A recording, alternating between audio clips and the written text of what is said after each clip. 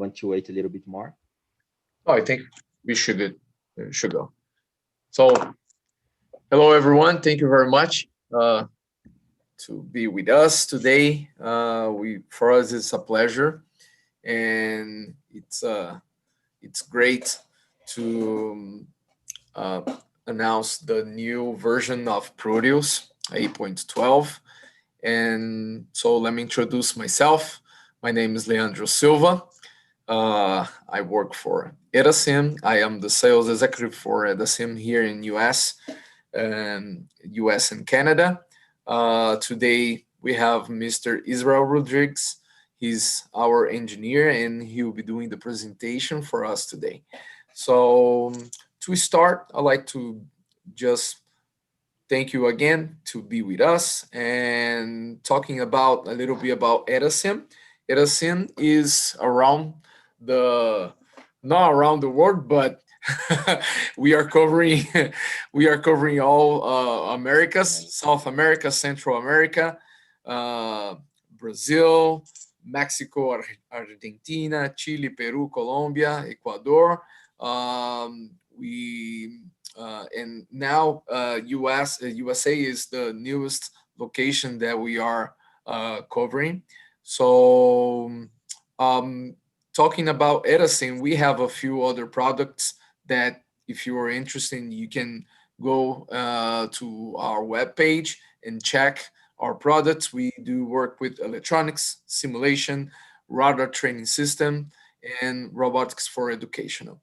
And talking about today, the version 8.12, Proteus version 8.12, this Proteus is manufactured by Lab Center, and Lab Center is located in UK, England, and they are with this product about 30 years, and a lot of universities around the world, especially Brazil, South America, Asia, Europe. They are produce a very no software in these countries, and we are working hard to make Proteus know very known here in US. We have few customers that it's working in Proteus right now. We have Jason from Ryerson University. Ryerson University is in Canada, and he's here with us today. Thank you very much, Jason. Also, Purdue University is using Proteus. So thank you again. Talking about the schedule for today. We have a 90-minute presentation, and please feel free to turn your mic on and make a question. Israel, he's going to be able to respond. And thank you again. Israel, go ahead. Okay, thank you guys. Thank you, Leo. Thank you everyone to be with us today. My name is Israel Rodriguez. I'm Brazilian, so I try to do my best to the English. So, but I think it's enough to talk about the new features of Proteus today. So our schedule, well, anytime if you wish to open your mic, interrupt me, no problem. You can ask me anytime, okay? About the questions that if you have. So about the technical content, you are talking about a very nice integration. It's not actually new feature, but it's a new approach using Proteus for ARM architecture to use STM32Cube. Jason there you know very well, he's working a lot on this from Canada, from Ryerson University. So you use this approach to talk about you, if to talk about in the seminar or webinar, to get more deep information when you use Proteus on ARM architecture. So also it's very fast. I'll just comment with you that inside Proteus today is possible to also integrate with SnapEda.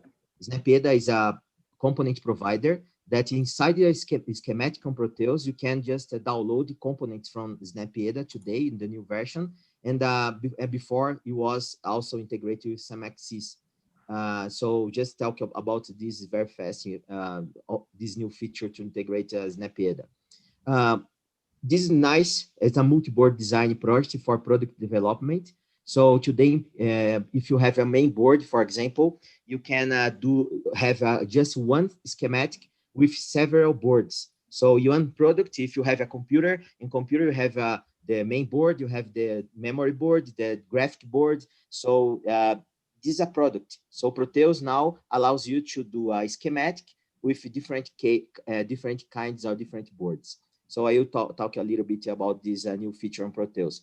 Using this feature, for me, in my opinion, it's the best new of this new version. It's a multi simulation design for not only Arduino Raspberry, but also for MCUs. I mean that it's possible, for example, to do a project with Arduino boards and simulate Arduino sensors, actuators, and displays, coding flowchart, C coding or Python, and simulate together to 2 or 3 Raspberry Pis, or for example, a ARM architecture or a PIC microchip. So you can simulate a system all together in a single project. You make a very nice project in this. It's very nice. It's cool, really. So, finally, related to a Proteus Cloud version, Proteus Cloud allows the student, the professionals, or the teachers work in their homes to validate the license of the cloud server. So we have a new features about security, about reports, about logs, about usage. So we have a new nice features for administration on Proteus Cloud license. So just to remember, I know everyone know Proteus. Proteus, I go fast just to make an overview very fast here. It's a great solution for teaching remotely because never will a real life lab will be substituted by a virtual. But it's a very nice solution because you have a oscilloscope, virtual analyzer, and all instrumentation that you allows you to simulate analog digital components, microcontroller components, embedded system, and so on. So Proteus allows you to do 5 kinds of simulation. The first one, it's very common. It's using SPICE language for diodes, transistors, operation amplifiers, and so on. So it's a feature common today. Several softwares on the market allows you to do this, but this one is new. Not new, it's unique on Proteus. What you call co-simulation for microcontrollers. So for example, you can design your product or your embedded system using any kind of this microcontroller like ARM architecture, Texas Instruments, Piccolo, AVR, ATmel, ATmega, microchip microcontrollers, and so on. And you can include display actuators and so on, and also coding C language or assembly language and simulate the system together. That's a big deal to Proteus. It's not necessary any hardware to validate a completely embedded system. I will tell a little bit more on this. Also, it's possible to simulate PLDs, CPLDs, and SPLDs. You can code in VHDL or Verilog, and also compiling it, you get a GDEC file, and you can load it on the Proteus and simulate together to analog digital components. So very soon, we are developing a way to simulate also FPGAs. Your lab center is working on this feature. New feature would be nice. So it's another nice feature in the Proteus because you can simulate these kind of components together to analog digital components and so on. Also, as you know, Proteus allows you also to simulate and program coding Arduino Raspberry Pi boards. I mean that inside Proteus, we have different kind of Arduino Raspberry Pi boards together to sensors, actuators, and displays from different suppliers like Seed from Europe, Adafruit from US, SparkFun, NP Moroni from UK. So it's a sensor, ultrasonic ranger, sound sensors, humidity, temperature sensor, that all these sensors are modeled inside Proteus, and you can validate your prototyping, including Internet of Things project. For example, you can use or develop a human interface machine to be monitoring a weather station, for example, or control a robotic turtle, and you can on your cell phone or your tablet device. So Proteus allows you in Visual Designer and IoT Builder to do this kind of projects using Arduino Raspberry Pi boards. Okay.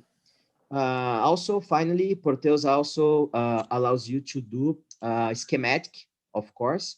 And after you done the schematic, after your schematic is simulated, it's validated, you can move to the PCB environment. On PCB environment, you can place the part, route the tracks, insert advanced rollers like time delay, at length math, and you can do single board, double side board, or multi-layers boards. You cannot today do just one schematic, have a different kind of boards for a product. And you can export these Gerber files to produce the board. You can integrate to Autodesk, Mechanical Desktops, Pro Engineer, and to see how the board will appear inside a case, for example. And you can integrate with MDA technology. So it's a very nice solution from the scratch on the schematic. You can teach since electricity, simulate electronics, advanced microcontrollers, Arduino boards, Raspberry Pi boards, and finally you can do the boards if you wish. You can develop your PCB design. So it's like an overview on Proteus, very fast, just to remember that Proteus allows you all these kind of projects from scratch up to you develop or produce your PCB design, your board. Well, let's go to the live demo. The first one, I will explain you how to integrate or how to simulate ARM architecture, a Cortex M4 in this case, using STM32Cube IDE, MX to generate coding, and use STM32Cube EDA to edit and compile the coding. So the idea, just before I go to the STM32Cube, just to remember the big advantage of Proteus. I told you before, it's a co-simulation for my controllers. Remember, I told you here. And just remember that the VSM, virtual system modeling, it's a big deal to Proteus, because if you compare the traditional cycle for developer embedded system to the Proteus, is very easy to understand why Proteus is a nice tool to use in this case. For example, here, if you see in the traditional one, you need to have the PCB design. You have to do the schematic and do the PCB design of the software, any software, and produce, and you can wait about 2 weeks to get the real board, assemble the board, do the prototype, and after that you can validate the system on this orange block here. In Proteus, you can just do the schematic, and as soon as you finish the schematic, you just do the coding and validate the system, the same orange block, before you go to the real board. So in this cycle, it's easy because it's all virtually. You can validate the system. The probability of you need to do 2 or 3 physical prototype, is less on comparing this one. So it's a big advantage of Proteus. So Proteus is the main screen of Proteus. If you see here and do a new project, just to tell you this what I'm talk about. Just go create a new project. I do not create a PCB, just to show you this VSM feature. If you see here, you can create a firmware project. If you see here, let's say that you're going to create a microchip PIC 18. So you can select any microchip PIC 18 that you want. And here you have to select the compiler. The compiler, if you see here, that's what I want to show you. The compiler, you can set up your own compiler. If you see here, you know all several compilers here for microchip PIC, for Python, for ARM, for 8051, and so on. So you can set up, download, and configure your own compiler if you wish. Because you selected the compiler, go ahead and finish. When you finish, this is your first screen of your embedded system. So if you see here, I have a microchip PIC 18. So now you have to start doing your schematic, for example, resistor, connectors, and electromechanical components, step motors, and so on. memories IC, and so on. So if you don't have, for example, a component, let's say PIC32, let's see if it's working. Yeah, it's working. If you see here, I'm connected to SEM-axis, and here below SnapEda. So let's say if you don't have a PIC32, and you can look through SnapEda to download this component. Just click SnapEda. If you see here, it's looking through the internet, direct inside Proteus. So you can starting to develop your coding. Just if you click OK, you can import this component. It's not common, just importing the component that I just downloading just in this second from the SnapEda library. So in this way, you start to develop your schematic. Here in source code, you have the code to start to developing. So you start to code in here the information, and you can just build the project, and you'll be able to simulate the embedded system.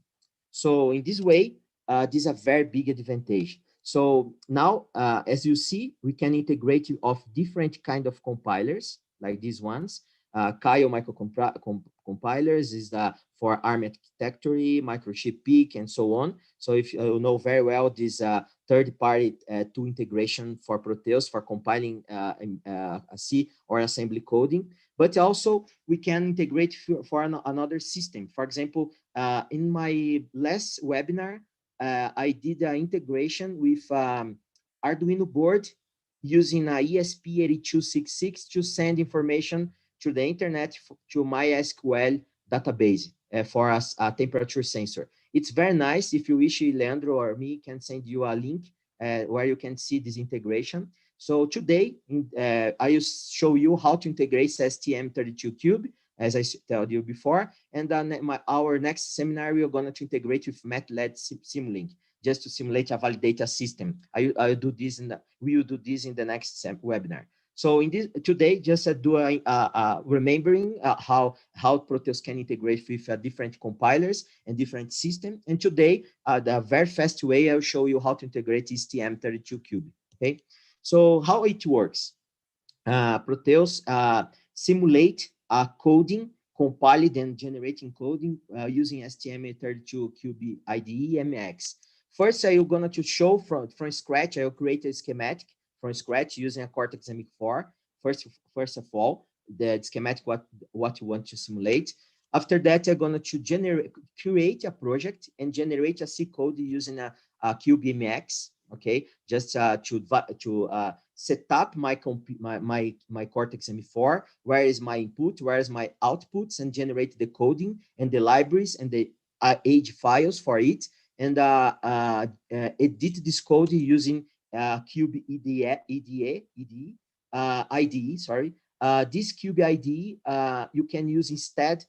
For example, a Kyle, a MDK ARM. I will show you some integration also, but in this case, you are going to use this one. And after that, you have to compile the code and obtain the X file, AGEX file, to simulate inside Proteus. That's one way to integrate this simulation. I'll show you another one after we finish this one. After this, we have an X file, just load the compiled code inside Proteus and just simulate Proteus VSM. So let's do this project, okay? If you have any question, please go ahead. I will show you here. I start Proteus again from scratch. It's a main screen of Proteus. I just click here on this icon. I don't need to create a project and so on. Yeah, a fast way to create a schematic, just open the main screen of Proteus and click this icon. This icon just open a blank project just to start to working. So let's insert a component STM32F401 VC. This is a component I'm going to use. It's a Cortex M4 up to 84 megahertz at 32 bits. It's a very powerful component, but a very powerful processor. If you see here, you have two kinds of PCB footprints. For example, we have a QFP and a BGA. I'm going to use a QFP, okay? I'll show you how and where I'm going to use this. Just select this one and insert on my schematic.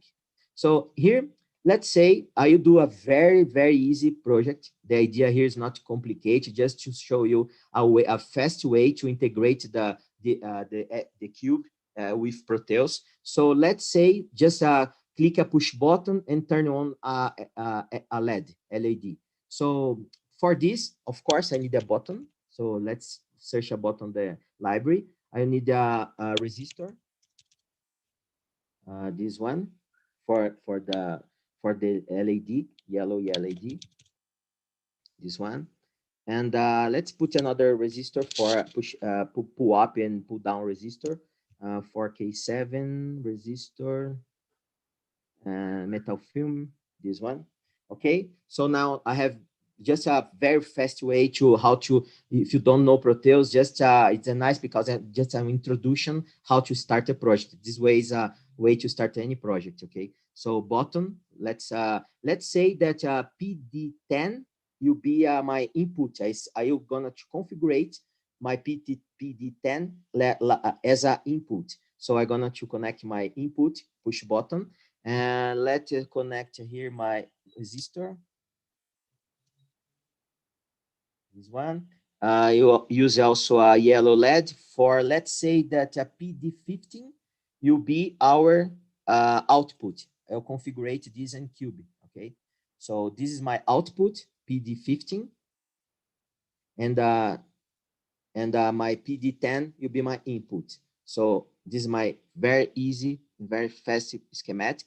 I just insert a ground here and power to pop up here to my pop-up resistor information. Here we go. That's all. Just connect this to VCC, and that's it. So just to show you how easy to schematic, how to capture a schematic. It's very easy. So in PD10, it will be my input. In PD15, my output. Okay. So let's now start with our MX Cube MX. I start the MX. This is free. It's from ST. It's the STM32Cube MX Cube. Actually, it's a tool of free of charge tools that allows you to do any kind of project using ARM architecture. It's very nice. It's impressive because it's a powerful tool to get coding, very fast prototyping. So first, I use start my project from MCU. So I click this button.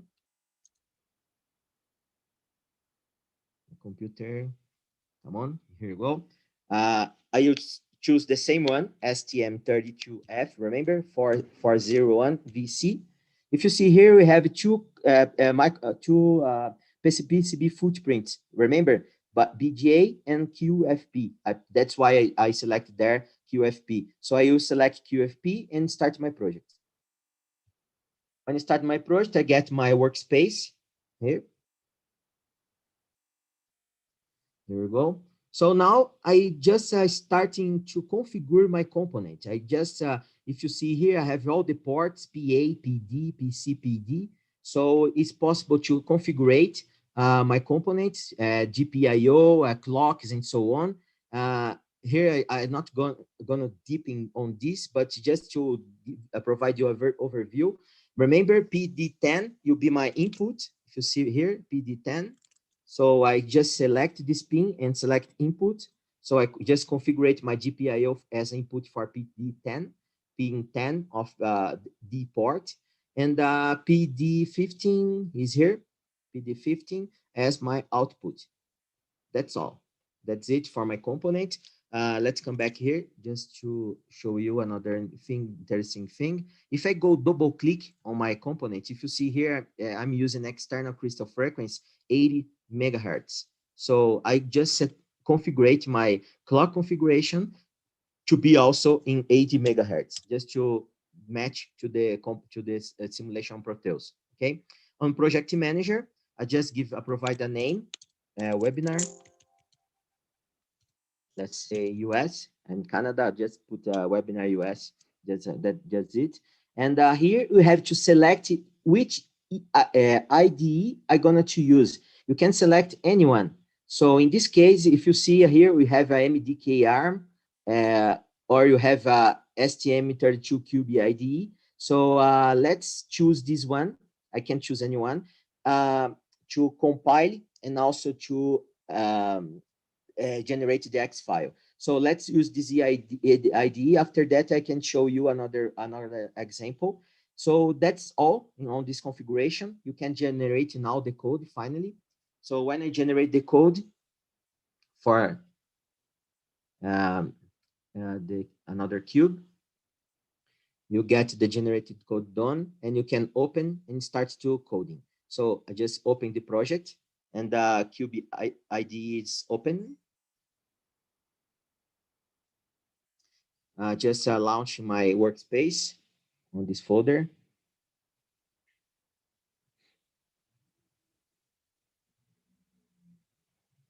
Remember, the name of this project is Webinar US.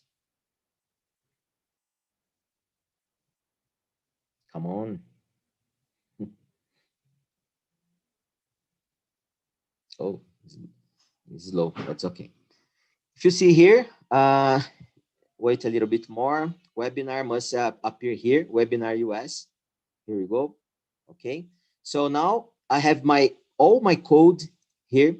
My includes the drivers, all the information I need to compile and start to build my project.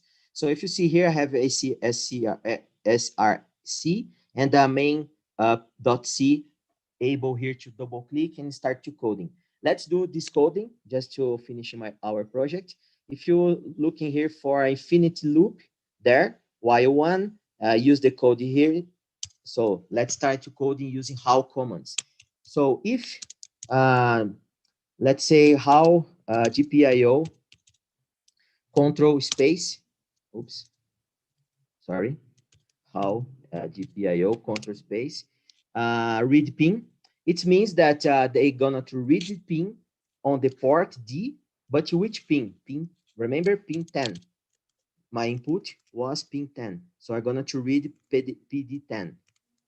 So PD10, if this means that if I click this one, check the button, let's say, check the button. If the button is pressed, let's enter, do what?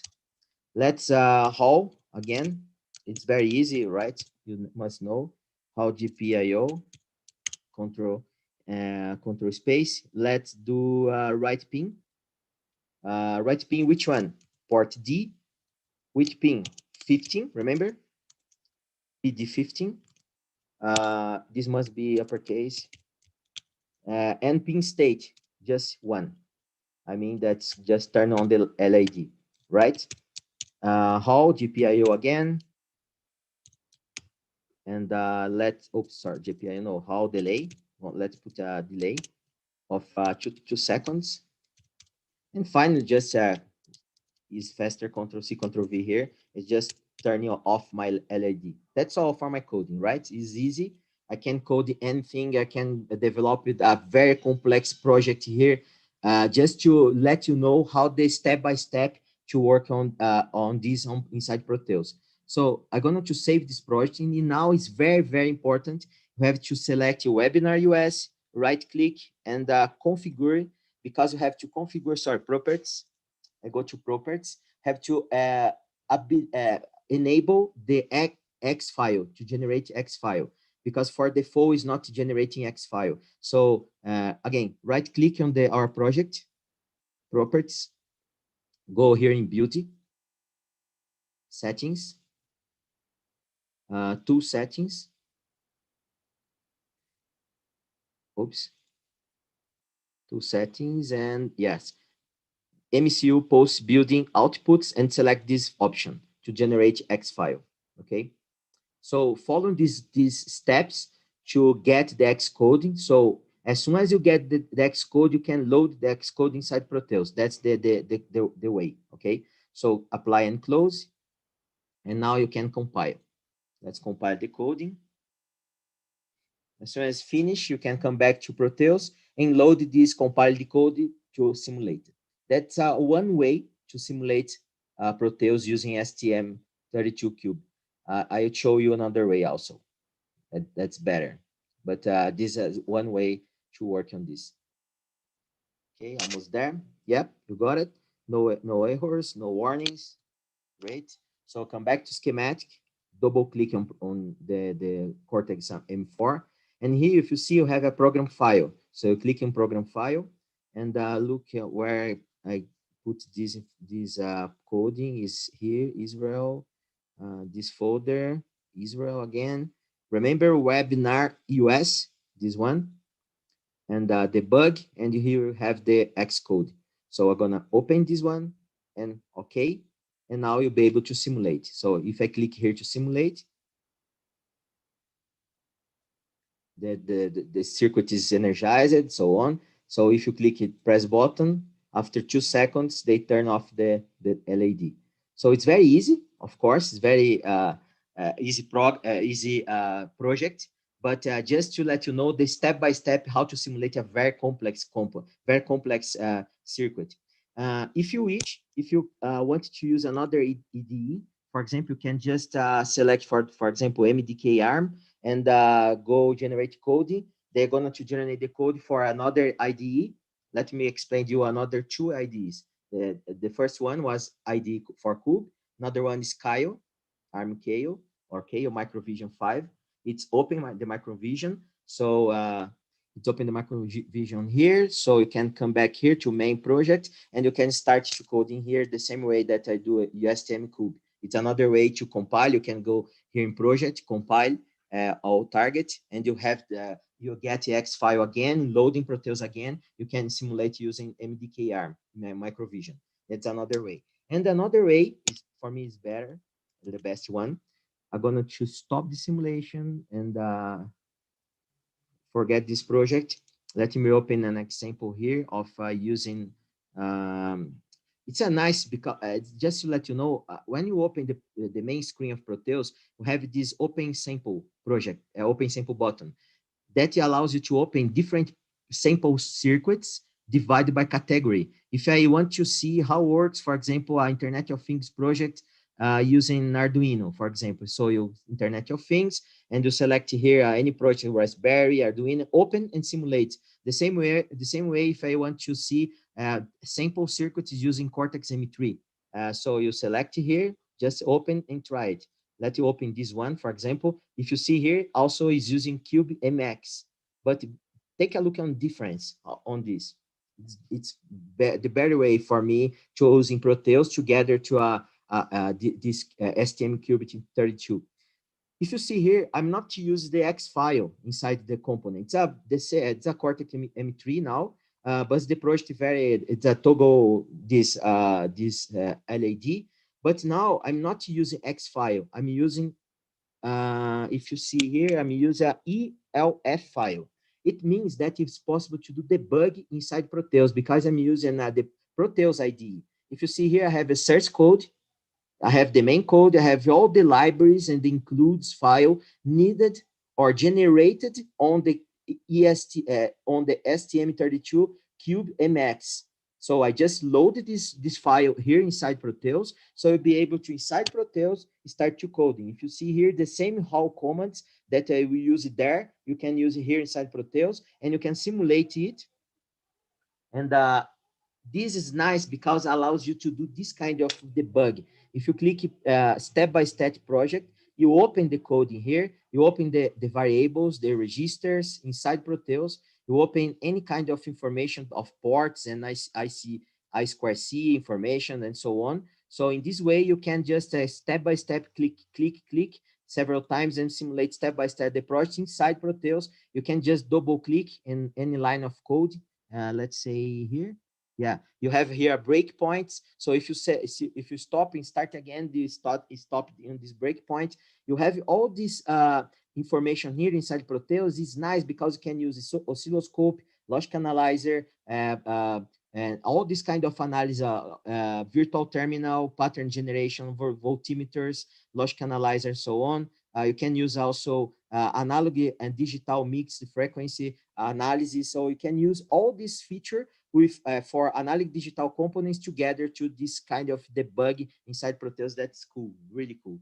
So this is another way to work with STM32. It's just the cube just generate the coding for our architecture project. So you can load all the generated code inside there here in Proteus and can start to coding and compile using any compiler. In this case, I'm using a GCC compiler. Okay, so if I just to show you, just change something. If I click here, they start compile again. If you see here below, I don't know if you can see GCC. It's a compiler that I'm using for this project. I'm really compiling inside Proteus. Use this core for this compiler. Okay, that's it. Compile again. Remember the breakpoint. You there. So that's all. Let's go ahead on this on the presentation because I have a lot of things to show you. If you want to go deeper on this, you can just open. You have different kinds of ARM architecture sample circuits here. If you want to work on real-time operating system, you have two examples here using Cortex M3. It's very nice. You can also select here different ARM7 simulate a micro Linux. You have M0 projects, M3, M4 using ARM architecture if you want to just open and try and take a look. After the presentation, if you want to evaluate Proteus, Leandro can send you an evaluation copy for a time that you can open and try Proteus if you wish. Okay, so let's go ahead. Let's say a little bit so fast about multi-board design project for product development. This means just to let you know here, is provide multi-board design in Proteus provide a formal way to design products that consist of a single schematic but multiples rigid PCB boards. So if you see here, we have two schematic, main schematic, GSM and Echo. Echo is a DSP sound processor board for a company called, I forget this one, but here's, they use a Cortex M0 and a DSP processor to sound input and processing. And this is a GSM, just with a GSM model here to send information through or get information from GPS. And if you see, we have one schematic with two boards. So let's do an example very fast, just to explain to you how do this kind of project. Let's do a new project. Let's say PCB multi. This folder. Next, gonna to create a schematic using landscape A4. Let's create a PCB design. If you see here, we can create a PCB design from a template. For example, if you are gonna to design a hatch or a shield for Arduino board, you can just select this one, and they start a project with Arduino connectors, Arduino size, Arduino input power, and you just load your electronics inside this template. So you can load all these kind of templates if you wish. In this case, let's go default, do a blank PCB design. Next, and now this is StackUp. This StackUp is allows you to validate if your project is a double side board, it's a multi-layer board, and so on. In this case, I have a core with a FR4. Here, I have a top copper, bottom copper. It's a double side board, top resistor, outside and bottom resistor. Resist. So let's say that they're going to choose StackUp wizard, and let's say that they're going to create a main a computer. So you have to have the main board. So the main board will be a complex board with 8 layers. So let's go. Okay. So this 8 layers setup here. If you see here's the core. Let's say that above the core, we're gonna choose besides signal. We have to choose plane. And this plane, you're gonna be VCC, power plane.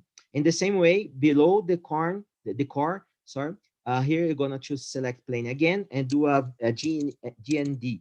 And two BGA components, if you're using ARM architecture, is very good to put a plane beside below of the top copper. So let's change also to a plane here of 3V3 volts.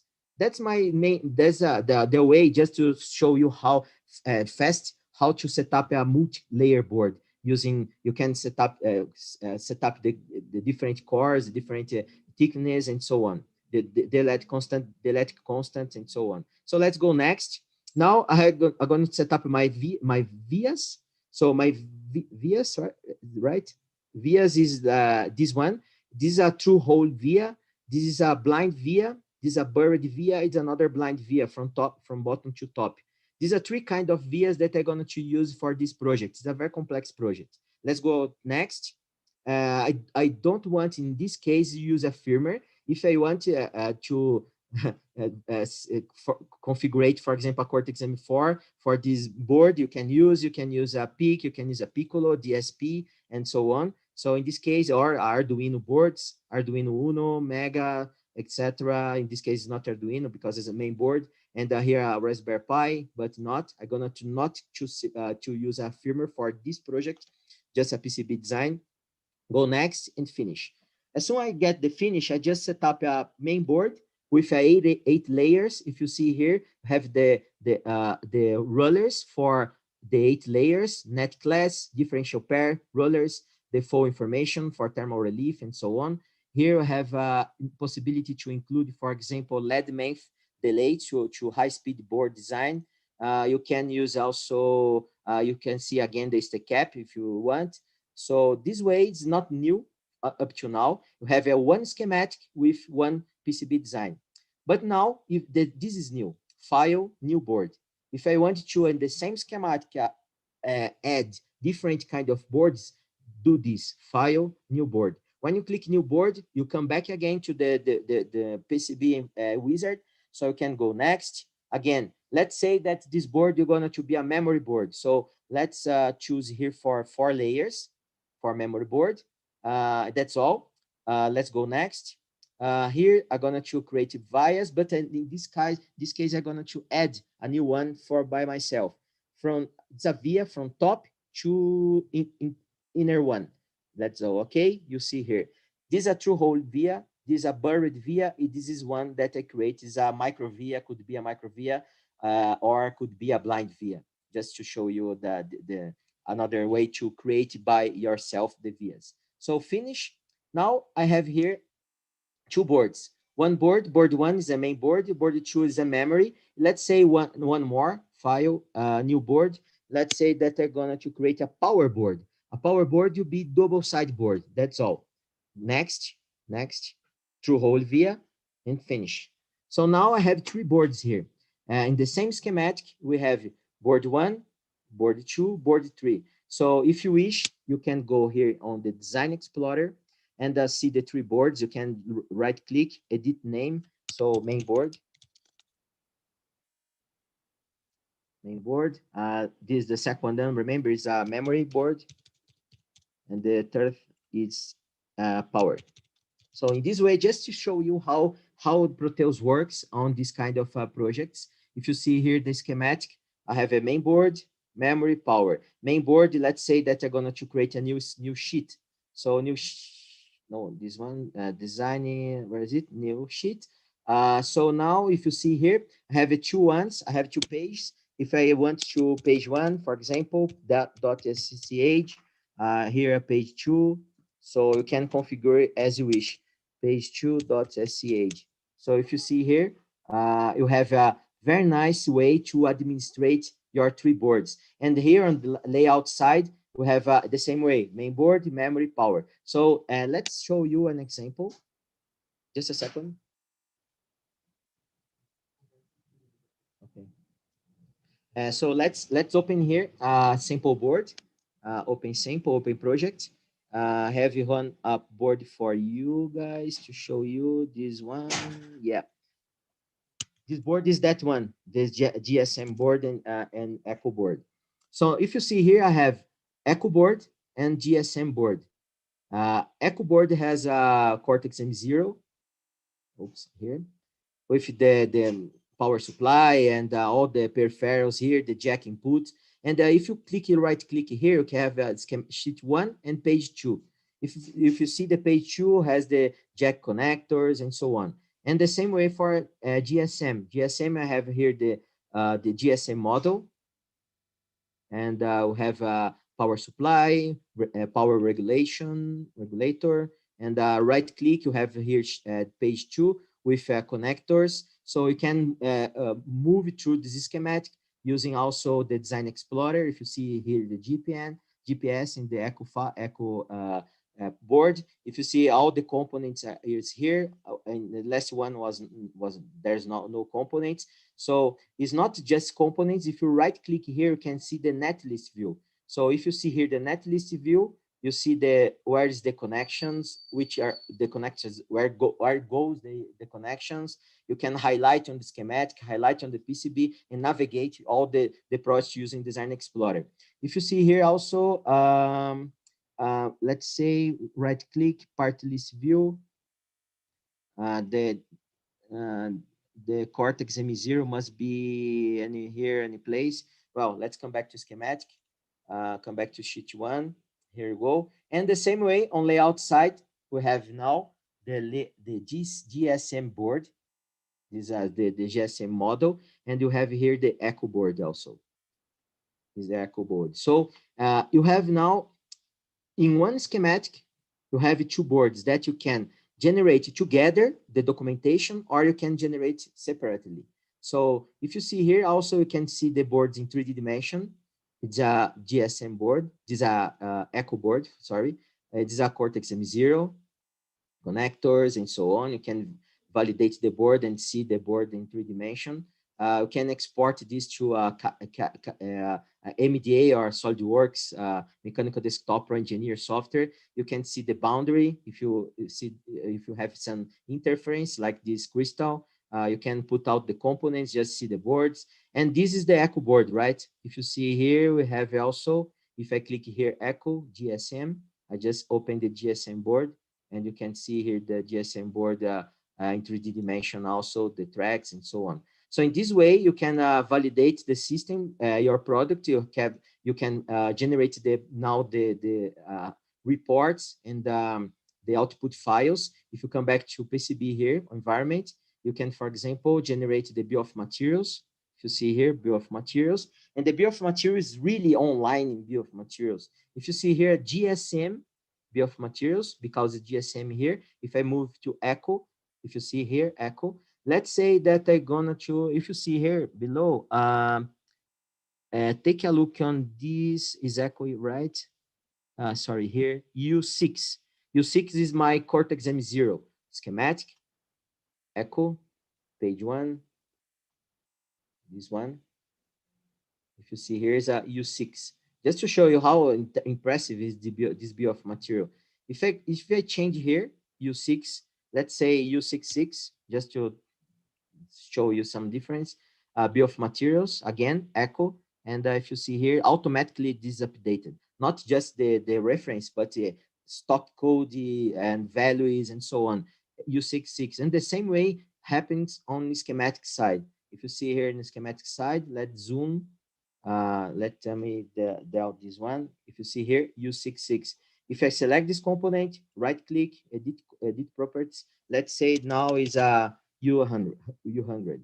So I just change this.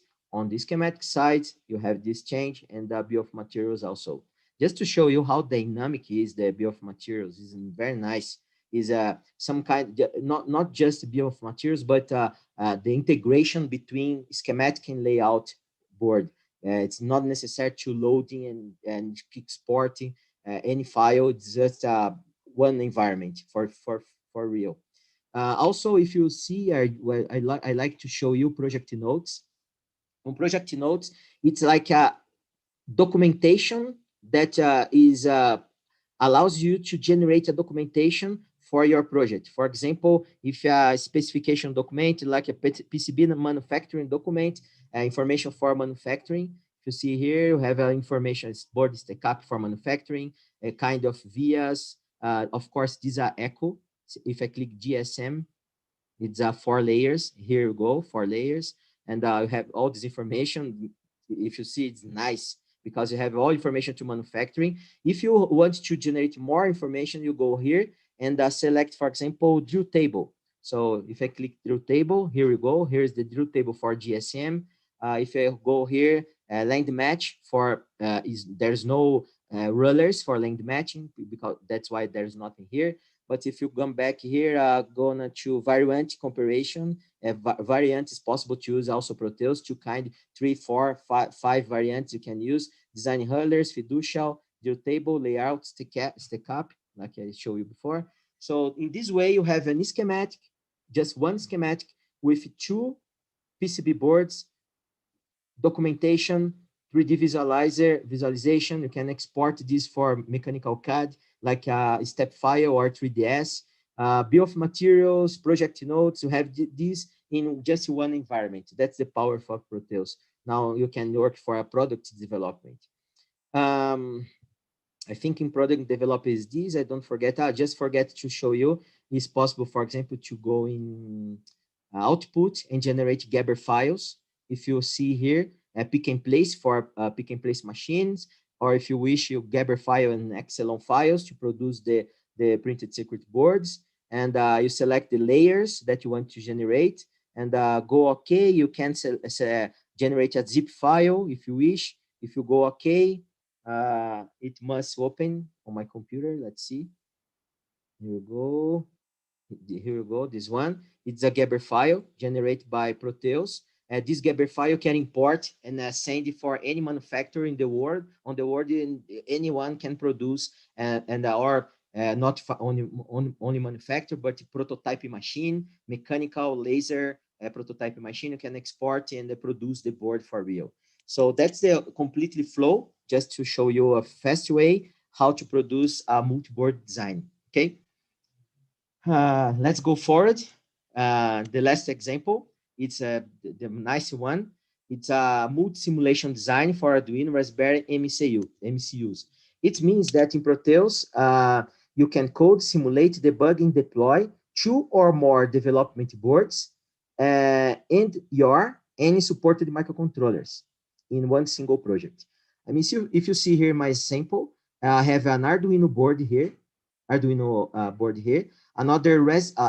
and a Raspberry Pi board here in the same project, and below you have a ARM7 microcontroller. So you can coding the Arduino in C language, you can code the Raspberry Pi in Python, and you can code here in C language also. Or actually, you can code in Arduino in blocks, for example, flowchart. Let's say to do three kind of coding in the same project in blocks, flowcharting, here in Python, and here in C, like you can see here. So in the same project, you can simulate all together, integrate then using RS32 serial communication. You can use RJ45 for Ethernet network. You can use to, for example, in my example, we're going to use a MQTT protocol to publish information from Arduino Yan on the cloud broker. And you can get this information using a Raspberry, for example. And so you can do a very complex project in just one single project. So it's very nice. For me, it's the big deal in this version. So let's say now in Latin America, every place you go, every supermarket or mall or commercial center, you have to take your temperature, right? So this device is very known for everyone. In US, I think it's the same. I'm not sure, but in any place and any time someone get this information get your temperature inside entering in mall center, for example. So let's say now let's do a project that I'm Brazilian, but I'm living in Bogota now in Colombia. Because I take care about the business of our company outside Brazil for Spanish speakers. That's why I'm in Bogota now. And let's say that in Leandro, my friend, my colleague, is in Miami, in US, in Florida. So let's say that there in Florida, they are going to take this temperature. And I can see the temperature that Leandro is taking on their home in my cell phone or in my tablet here in Bogota. So remotely, I'm going to do a project to validate or to get the information through the internet remotely of the temperature. So that's my project. For this project, I'm going to use here Arduino Yan. Arduino Yan is a nice board because it has a modem integrated, so I can connect directly to the internet. So I'm going to simulate on Proteus a temperature sensor and also a ultrasonic ranger to measure the distance. Let's say that the distance to send the information when you click, you have to be less or equal 15 centimeters, let's say centimeters, sorry. So that's the project. So as soon Leandro there can get this information, Leandro, the Arduino board must to publish it on the cloud using MQTT protocol. If you remember, MQTT protocol is a protocol developed by two engineers from IBM on 1999 to be monitoring the pipeline in the desert remotely using satellites. So they developed this protocol because the cost of this and this at this time was very high. So they developed a uh, very low flow protocol because as much you pass information through the satellite, more expensive is the service. So they develop a very easy protocol to be monitoring this pipeline in the desert, pressure, temperature of the oil pipeline.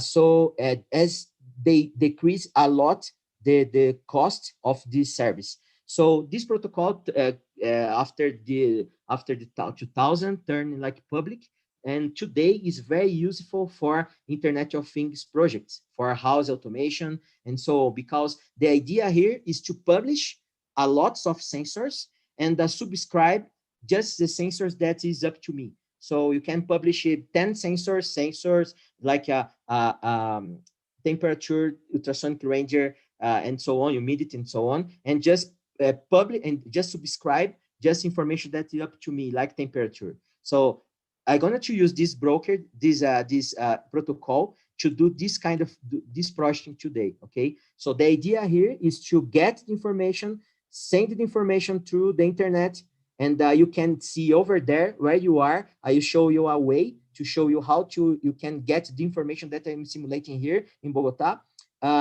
through this broker on cloud. And after that, I'm going to do a project to subscribe using Raspberry Pi and develop a control panel to do a graph, a chart to get the information on the temperature that you're going to read. Okay, it's a very nice project. It's easy. But I can do this project in 30 minutes, but I do less because this side on the publish is done. I just do this side, okay? Just to not to I spend a lot more time of you. So let me show here the Proteus software and let's start the project, okay? I'm going to exit this one. No, it's not saved. I'm going to open the project. That I prepare for you, this one. I don't know what time is it. Let me see. Have it 30 minutes more, right? Yes. Okay, it's enough. So this is the first part of the project. Okay, yesterday and before yesterday, I did the same seminar in Portuguese and Spanish, and I did this project completely, but it spent a lot of time. So I just I split in two parts. The publish, is done, but I gonna do with you from scratch this one. Okay, is the idea is to show the new feature. So I gonna to start from the new feature. Okay, now let's see here. If you see here, I have also the real board here in my hands. I don't know if you can see there. I have here Arduino board. I can, if you have time, I can show you for real. It's working. It's Arduino Yan. Connect here a shield. This shield is used by this company called Seed. This company Seed provides this kind of sensor. It's like these boards. It's called Grove. This Grove is ultrasonic ranger that I show you. These are just a push button. Here, LCD display is already done, is working. It's connected in my power cable. And this board, as soon as I connect it's connected to my my router here in my home.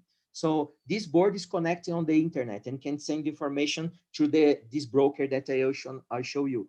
This project is the same one here in Proteus. If you see the same ultrasonic ranger, the same temperature sensor that I show you. I don't show the temperature sensor, sorry.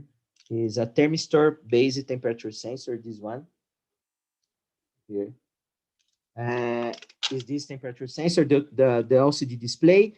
And here, if you see the push button, the idea here is the following, is to, if the distance is less than 15 centimeters, I can click the button, push button, and they send this information of temperature to the cloud. So in this way, I show you the same example using Raspberry Pi, how to create this sensor, this schematic I show you, but I show also how to create the coding. The coding for this, I did using blocks to be faster. So the code is divided by three ways here, or four. The first of all, I have to read in centimeters, read in Celsius. So it's these blocks just read sensors, distance and temperature. Okay, that sensor that I show you, and insert on this variable CM, variable integer, and variable here and temperature Celsius in temp C, temperature floating variable. Okay, this is just reading the sensor information. After that, just printing on LCD display. To print an LCD display is very, very easy, because just set the cursor for, remember that this LCD display has two rows and 15 columns. So I just print in this way here on the column 0 and row 0, just a distance, and one temperature. I'll show you in 1 second. And the third part of circuit, you have here the button and distance sensor condition. I mean, if I click that button and the centimeters is minor or equal to 15 centimeters, do the following: connect to where? Connect here using MQTT protocol. If you see here, when I use this block, this connect block, I'm just connected to test.mosquito.org. This is a broker on the cloud. This broker is free. You can use it to send information, get information. It's a broker called Mosquito. You are gonna use this one to publish the information for real. And when post at this block, just connect this block, and after you get connection, you just publish a topic in a message. So the topic will be the topic follows here like a hierarchy. Like I am on the mall, I am in the one on the mall, and I publishing the distance sensor. And this is the mall port 1 distance. So temperature. In distance, I'm going to send the message CM. The message CM is the, if you see here, is the variable that I insert, sorry. I insert here CM variable, remember, and temp C variable. So this is the message that I'm going to send to the broker. So I'm going to publish two information. Remember the protocol. The protocol have to read the information and publish on the cloud. So now I'm publishing. Now, as soon as I finish the publish, I just disconnect, and that's all. If you see here, publishing on MQTT broker and using this this protocol. That's it. Okay, this decoding is gonna not spend more time here, and let's try it before go forward. I'm going to simulate the project. I have the code already compiled to be faster. And if you see here, I have the schematic. The schematic is opening. Okay, let's try it. Let's try. Now I ask you for your help. If you wish, you can follow me now. Open your computer in a browser, and I'm gonna put this MQ test client link for you on the Zoom chat. If you see on the Zoom chat, I just put this information. If you wish, you can just click there and open just to get the information on the cloud that I'm gonna send and publish here. From Bogota, you can get this information wherever you are. Okay, just trying to connect is a little bit slow. If you see on the Zoom chat, just open the Zoom chat, and I send the link in there. Why is not opening? There, here you go. So if you open, you must get this screen, okay, over there. Any place you can get the information that I'm sending from the Proteus simulation on the cloud, on this real cloud, real broker, sorry. And here, if you see, you have different kind of brokers, and you are using the Mosquito. So select here on the pop-down menu, test.mosquito.org, just select it and connect. If you connect it, you get the green information here. That is means that you are connected. And now you have, remember, the protocol is you have to publish and you have to subscribe. So I have here subscriptions. I have here the publish. If I want to publish any information using a topic on the cloud, you can use this. And this way, in this time, you're going to subscribe. Remember, subscribe which topic you're going to subscribe. Mall, remember, you are on the mall, you are in the P1, part 1, and you have to get this distance.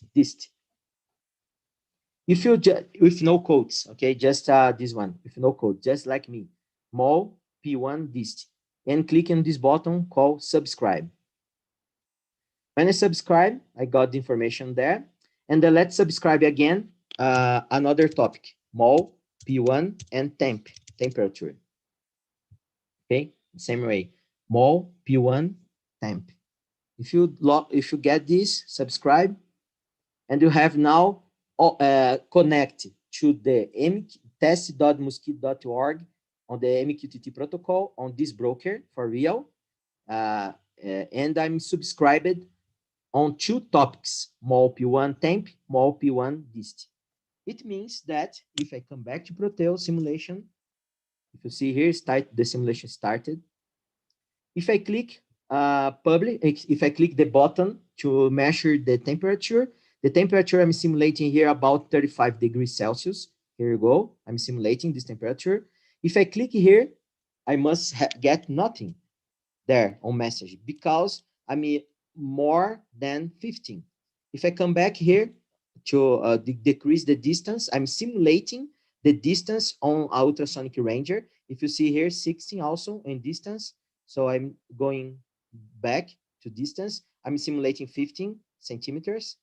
Okay. Now, if I click, remember the coding is equal or less than 15 centimeters. You're going to publish if I click the button. So if I click the button there on my MQTT protocol, you must receive, if you do the follow me, you get over there in US or where you are, you can get the information that Proteus is simulating and publish on the real broker. It's amazing, right? So 15. Yeah, I got it. Got it? Great. Thank you, Yes. Leo.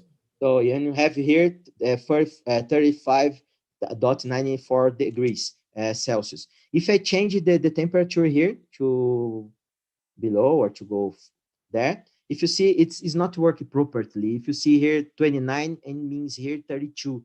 This is the correct temperature I'm simulating, okay? I have to talk up to lab center to correct this one. So if you see 29, but actually not 29, it's 32. Let's publish 32 and let's publish 13, okay? Publish. If you come back there, you get 32 and get 13 over there in your computer. In this way, now I get my project, the first part of the project done. If you remember here, my project was sending temperature if I am on the distance condition through Arduino Yan to my broker, Mosquito. Now I have to do the second part of the project. Now I'm going to do from scratch with you, okay, on the same project, of course. Let me show you here. So it's Arduino Yan, right? It's connected to the server. everything is working properly. So I'm going to stop the project now. And now is the new, for the new version, for the 8012 version. If you see here, we have Arduino Young, correct? And now I'm going to go project and create project. The same way that before I create a new board, this multi-board design allows you to do also multi-layer simulation. So if I select project and create project, it means that I'm going to select which project I want, which project I feel if you see firmware, I can select, for example, remember Cortex M4.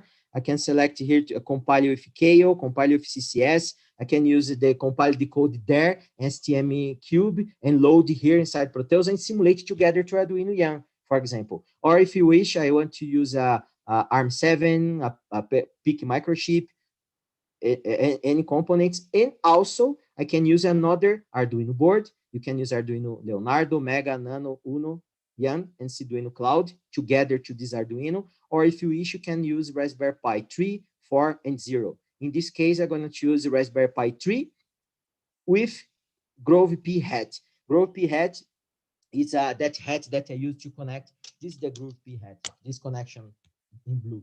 Okay, I have the Raspberry Pi board in my table here. I show you if you have time to see in the real, but I'm going to simulate first. Okay, so now if you see here, flow chart, it's possible also if I don't want to code in flowchart this Raspberry Pi, I can just select firmware, go here down and select Raspberry Pi. And if you select Raspberry Pi here and Raspberry Pi with hat and go OK, they are going to create a Python project. So use a Python environment. So you can start coding Python. I'm going to code in blocks, it's faster. And after that, we can convert the blocks in Python and also in C, just to show you how easy to do this. So now create flowchart project, Raspberry Pi 3, Groove Head, that's perfect, go OK, and start a project from scratch here, just to show you how it works. So now I have the flowchart environment, and here, if you see, take a look, that's nice. I have Arduino, Raspberry Pi. If I wish, I go project, create project, select any project that I want, and go and simulate all together 3 or more projects here using different technologies. It's amazing.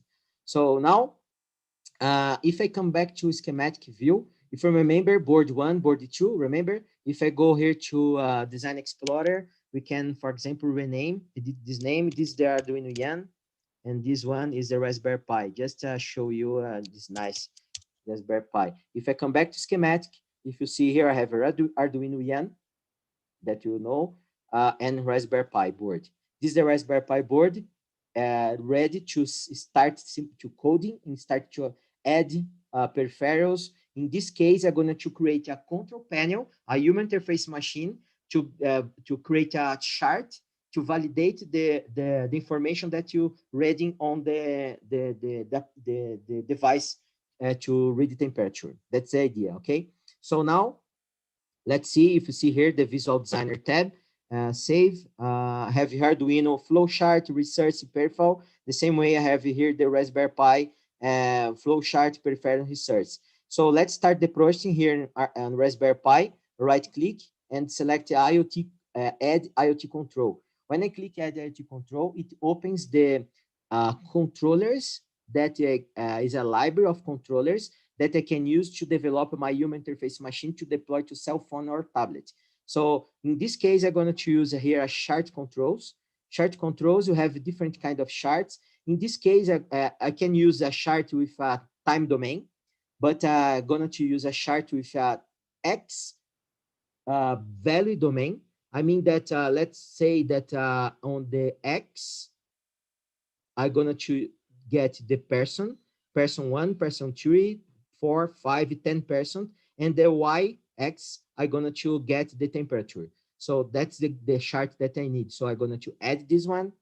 If I add this one, they open here the control panel. I'm going to start to design, but I'm going to include also another things. I could use times, clocks and timers, dials and sliders, In this case, I'm going to choose a thermometer, add.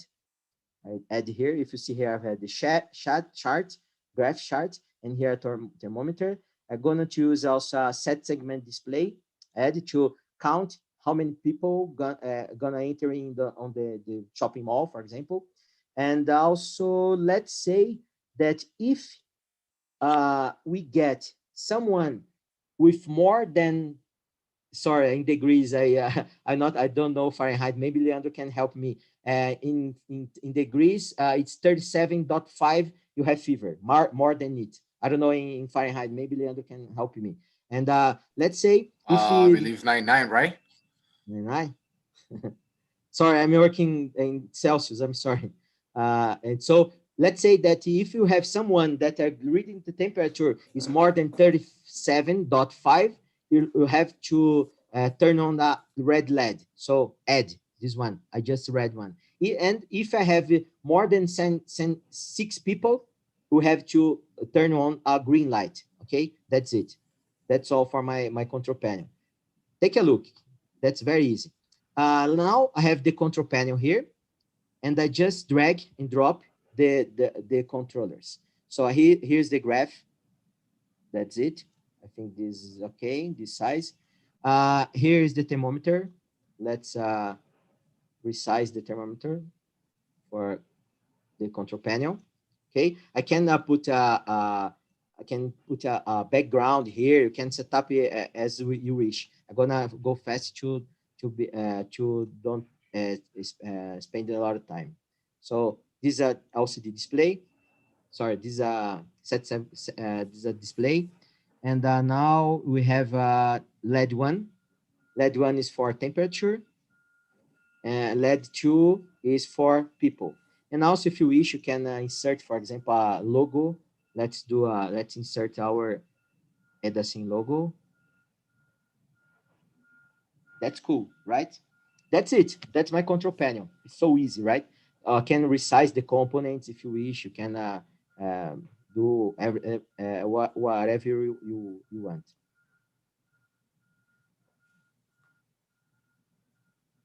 There, it's not too good. It's not on the center. Let's just maybe this one is too much. Oops. Yeah, here we go. So now let's configure this environment. So first, let's change the label for the ready label, ready light. Let's change the name. If you see here, I click on the label, and here below, open the information, the size, the geometry information, and so on, the color. So if you select here on the red one, I just change the label to alarm. So if we get more than this temperature, just turn on this light. And this one is capacity of people inside the establishment, inside the mall. I don't know. So now let's see the graph. The graph is here. Let's change the name. Let's change the X range. The X range will be from 1 person to 10 person. Okay, so let's set up the range from let's say 0 to 10. Okay, 0 to 10. It means that the first person or the first information that I get from the MQTT protocol, I just plot on this one. Another one, 2, 3, 4, and so on. More than 6, more or equal to 6, must turn on the red. And more than that temperature, turn on the red light. So if you see here below, I have the columns now. The columns, I just changed the name of columns to temperature. Degrees Celsius, okay? Just set up in my graph. And the value of this one, you're gonna start, in 35 degrees Celsius to 40, okay? From 35 to 40 degrees Celsius is enough to validate if the person has or not fever. So if it more than 35 and a half, you have to set up alarm, okay? that's it. That's my control panel. Easy, right? It's very nice because you can deploy it to the cell phone, and you can do a very complex human interface machine as you wish. So now I have to code it in blocks, the Raspberry Pi. So I save it, and if you see here to navigate through the Raspberry Pi, if you see here Raspberry Pi, we have here the main control for our control panel, and I here flowchart main files. So if you have main, double click, it's open the code environment. This code environment code is in flowchart, but you can, again, you can code in Python if you wish. Just I increase the size here because I need more smart space, okay, of this environment. That's enough, and let's start to coding.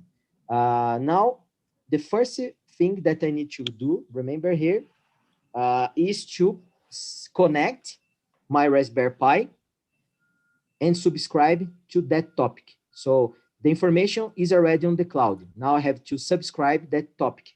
Okay, so first of all, I have to enable the MQTT protocol. If you see here on peripherals, I have MQTT protocol disabled. So I have to enable it. So now it's enabled. As soon as I enable, I can expand it. And I have all comments here to start to coding. So first of all, I have to connect.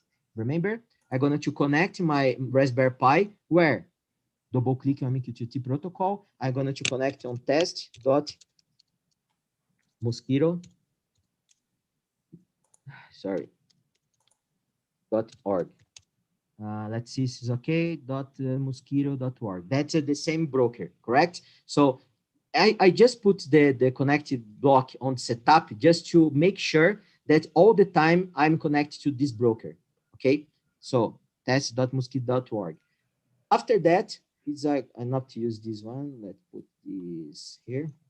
After this, after me connect, I have to do what? On connect, I have to subscribe. So on connect, command, drag and drop. On connect, I have to do what? Subscribe.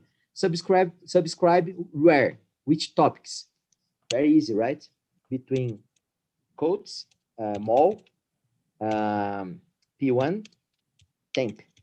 I don't need to subscribe to distance because I don't need I don't care if the distance is less or more, because there on this where I'm getting the information, it's done, it's okay, because it's filtering every information that I send. Actually, it's not impossible to send information if I don't fire enough. Okay, so it's not necessary to subscribe on the distance topic. If you see here, mol, P1, temp, that's it. So now I'm subscribed. I'm connect, I'm subscribed.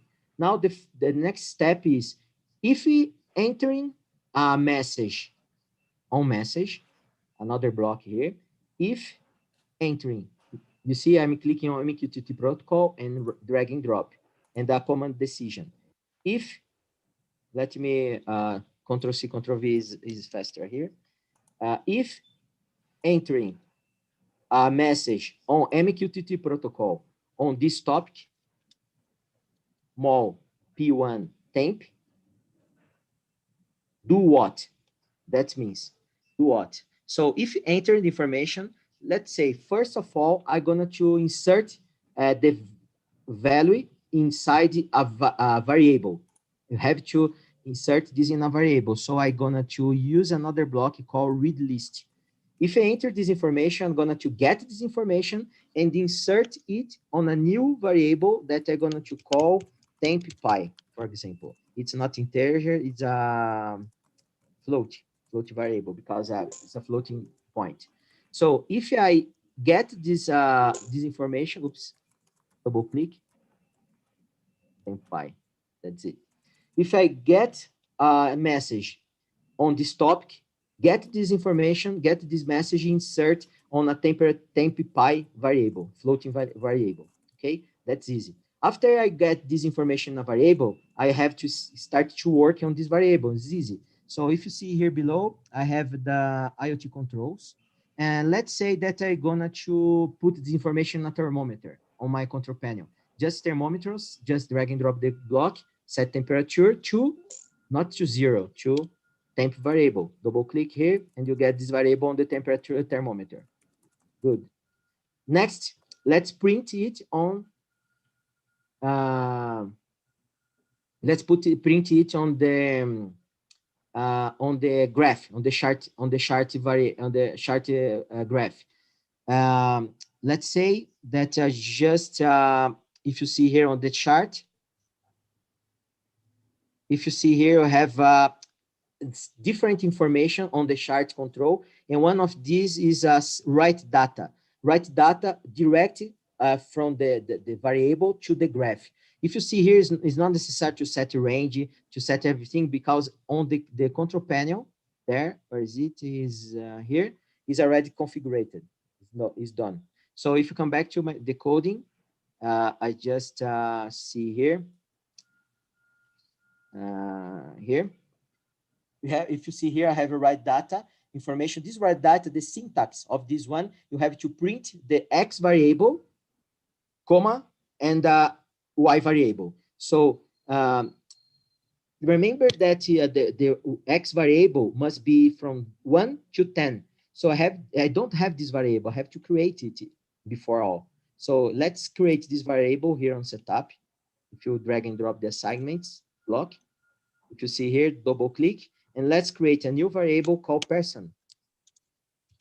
So it's an X variable called person, integer, okay? And person, let's start from 1, okay? So person equal a 1. So the first loop here, they read the temperature, insert it on the thermometer, and they write the data, double click, the person, comma, the temperature. So you're gonna do the following. Is if you come back to the graph, as soon as I get the information there, just print the temperature that I got from the Arduino YAN on this one. Now I have to do an incremental add to 2, to 3, to 4. So I'm going to do the following here. It's a very classical way to do incremental. So before I write the information, I'm gonna to assignment to the following. Person is equal a person.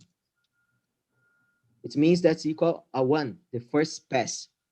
Okay, and after that, as soon as I print, I'm gonna to increment a 1. So double click, person now will be person plus 1. Person plus 1. So equal, it means the following. The first pass on this loop, the person will be equal to 1. So they're going to print on the graph like 1. And as soon as finish this block, it's incremental 1. So in the next step, the next pass on the loop, the person will the value of the person will be 2. So they print the temperature and the graph 2 and go this way. So that's it. Let's put this block below, because I'm gonna to now turn on, turn off the LED, right? So now I have the graph done. Now, if this block means if the temperature is more or equal to 37.5, remember, or 99 Fahrenheit, do what? Let's turn on the LED on the control panel. If you remember, LED 1, it's the temperature is a green one. So it's a Boolean logical. So double click and tell it's the true. Turn on the LED. If not, Control C, Control V, double click, false. Right? And connect here. And that's all. But also, let's say that I'm gonna to include a peripheral, physical peripheral for Raspberry Pi board. So I click on Raspberry Pi board, right click. Instead, I insert IoT control, I'm gonna to add a peripheral. So a peripheral is a Grove peripheral, the same one. It's a red LED, add, close. If you come back to schematic, here is the Raspberry Pi, Raspberry Pi and the Arduino YAN, and here is a LED for my Raspberry Pi. Connect to the D4, the 2, but I'm going to connect to D7. My real connection, I'm connected to D7. So save, and come back to coding. And besides I turn on the control panel, I also gonna to turn on my LED, physical LED on the peripherals. Here's the peripheral, and here is the LED. So turn on is LED, and if not, turn off. Right? It's easy, right? And finish this loop. And also, if the person is more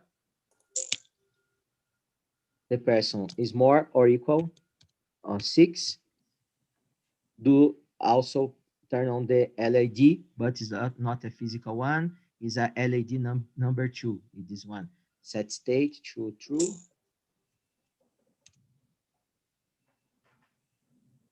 And control. I almost finished, right? Sorry my delay, but I think I hope you are enjoying our coding. True and false here. Okay. So now, finally, I just on my set segment display, I just choose set value of a person, not 0, just to counting how many people are entering on it. That's it. As soon as I finish, I just add a person on this variable and start the loop again. If I simulate this, I just save and simulate, you get an error. Just to show you the Proteus software indicate where is the error. It's of course if don't receive any message on the protocol, on the MQTT protocol, do nothing. That's it. Okay. So if you see here, it's done. My code is done. Let's try it and finalizing our webinar. Just simulate it. If I simulate, you get the same information from Arduino Yan here. And here on this environment, you get the control panel to test. If you see here, the below here is the LED, physical LED for Raspberry Pi. And in seconds, you get the information on the LCD display, and they are done to ready to go. Here we go. Distance 13. If you see here, I'm just changing the distance. 15, 16, 32. If I click press button, nothing happens. You see nothing in the graph. If you see here also on MQTT, I got nothing because I'm 13. Here I'm 16 because I'm 16. So if I come back here to 15, here, if you see here, distance 15, and I get, let's just say 32, 33, 34, 35 degrees, 35, 35, and I publish it. So from the broker, I get this information on that topic, and I get one point here, 30, 35, 35. If you see here is the same, and one person. If you see here, 35, 35, also you can get the information over there if you wish. So it's working properly. So let's go another person, another graph, another person, number 2. Let's increase the temperature to 30, more than 35, 37, sorry, 37.665. So have to turn on the red light. Here you go. It's working. If you go one more, if you come back here, must turn off the LED less than 35. So this person has no fever. Next one. Go ahead. No. Oh. Yeah. Now turn off. And the next one must turn the green light. Nice one, green light. Here we go. And 37, 14, 15 here, 34, 14, 15 the distance. Turn on the LED. So that's working perfectly. Lab Center, just to finish, Lab Center developed an app called Proteus IoT Controller. This app allows you to use it together to Proteus or to get to any Arduino Raspberry Pi board. You can download it from Google Play for Android device or Apple Store for iOS device. So it's free. You can download it and install in our tablet. So just to finish, let's deploy it to my tablet just to show you. I have another camera here. Yeah, I have another camera for my device there. I think you are looking my camera now. If I come back to Proteus, Proteus is simulating, keep it simulating. Now I have my tablet here. I have an iPad here. And if you come back, let's just check it out. If the tablet is connected on the same network of my computer, it's okay. And now I can open this app that I show you. This is the app that I showed you before. Just open it and click here and click here and discover. Must be, I'm not sure, it must be this one. Yeah, this one. If you see on the Proteus software, the Proteus just is not working anymore, the control panel in Proteus, but it is working now here on my tablet. And if you see here, I just published one information more. Let's say the temperature here more than 35. Let's put the temperature too high. It's very fever. It's danger, 40 degrees. If I publish it, if you see on the graph, go high here. If you see there, yeah, it's working. So if we click again, another temperature. Oops, publish again. Yeah, here we go. So now if you see, it's working properly, it's working very well.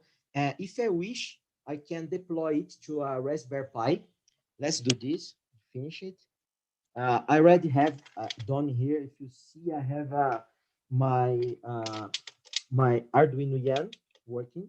Let me see if you can take a look on the display. The display is working because I already downloaded the coding there. It's difficult to see, right? Yeah, if you see there, you can see. It's my LCD display. I have moving the how to say the ultrasonic ranger 10 centimeters, and the temperature on my home is 20 degrees Celsius. It's for real. It's working on the Arduino board. If you see here, it's the Arduino board. And now let's deploy this code to the control panel for my Raspberry Pi. So just to show you how easy it is to coding a real board inside Proteus. Just stop the simulation is already stopped. Let's come back here to the project. If you see here, Raspberry Pi, my Arduino board, my Raspberry Pi board is connected to my network on my home, and I have here a port scanner. Port scanner is an application, it's free, you can download, and this scan all the devices connected in my network, in my computer also. Well, actually, in my network, my computer is connected to this network, Netgear 5G. Is an internal network that I do here in my home just to do these projects. And if you see here, the Raspberry Pi is connected on this IP address. Final 6, okay? 192.168.1.6. My Raspberry Pi is connecting on this IP, and my Arduino board is connected to this one. So let's coding my Raspberry Pi. My Raspberry Pi is connected to this cable, to the network, to my modem. Let's coding the Raspberry Pi using the network. So if I come back to Proteus, select here Raspberry Pi, project settings. When I click project settings, I just type here the IP address, 192.168.1.6, right? Was 6 or 7? 7. Okay, that's it. And now, if you see here, I have a blue icon. When I click this blue icon, the Raspberry Pi must be coding direct from Proteus. If you see here below, oh no, I think it's 6, right? Oh, sorry, 6, not 7.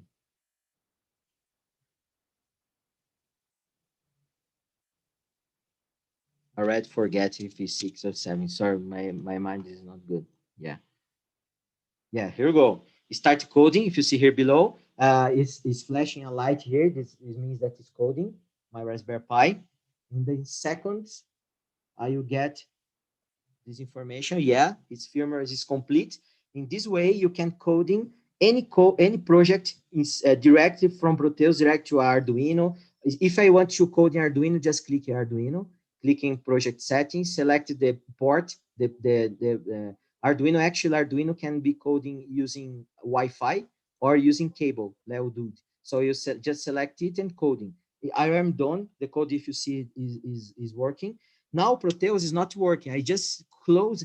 Before I close the Proteus, just show you a nice feature. If I right click here, I just convert the source project to a C code in this case. If you see here, just convert the blocks in C code in Arduino for Arduino. If you see all the connections is there, the variables, you can see the C code and optimize it if necessary. And for Raspberry Pi, you can convert it to Python. Here you go. Here is a Python. So just to let you know that it's very easy, very easy to coding and also to convert from blocks if you wish to Python and or C. So finally, I just closed this project.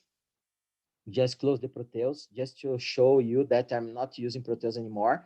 And let me show you here on the camera. Let me try to do this. I promise you, I'm just finishing. I just stopped my presentation, stopped sharing. I try to do this one. Let me see if it works. Yesterday I got it. Let me see. No. Yeah, maybe you can see very well now. Bigger, right? It's better. Let's close this. Is better. Yeah. So now Yeah, I much have better. here. What? Much better. Much better. Yeah. If you see here, I have now my Arduino board sending information. If I turn on keys, maybe you can see the. It's very difficult because the illumination can get information. But let's say here is working. I can see here on my display that my ultrasonic ranger is sending information correctly. If I go to above, oh, it's not working anymore. Not working anymore. Something is happening. No, man, what's happening? Well, I have to restart maybe because it's not working. I think it's not working. I don't know if it's the display. Let's do a test here. I have to see here. Just a second. Sorry, guys, about this. No, it's not working.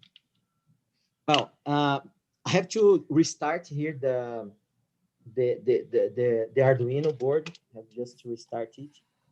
Why I restart? I don't know if you have any question, something more that you can have any question. Go ahead.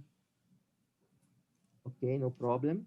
Actually, finish. Just want to show you, if possible, the real application, but it will be the same. But just I'm gonna to connect on Arduino. Now I can show you. If you see here, I have the Raspberry Pi and I have now the control panel. I'm not using Proteus anymore. And now the control panel comes from Raspberry Pi. If I show you, I think it's enough. Here we go.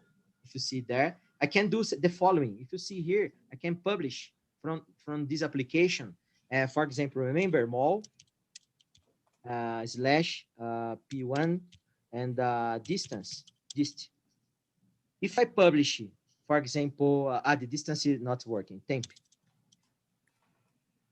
Let's see. Temp. Let's see if it works. Temp 37.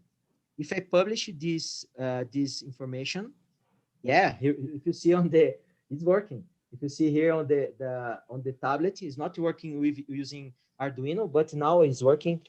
Yeah, it's working again. My Arduino board. If I forget this, if here I just click play here. If I click here, are you seeing my screen correct? Yeah. Are you see well my camera, Leo?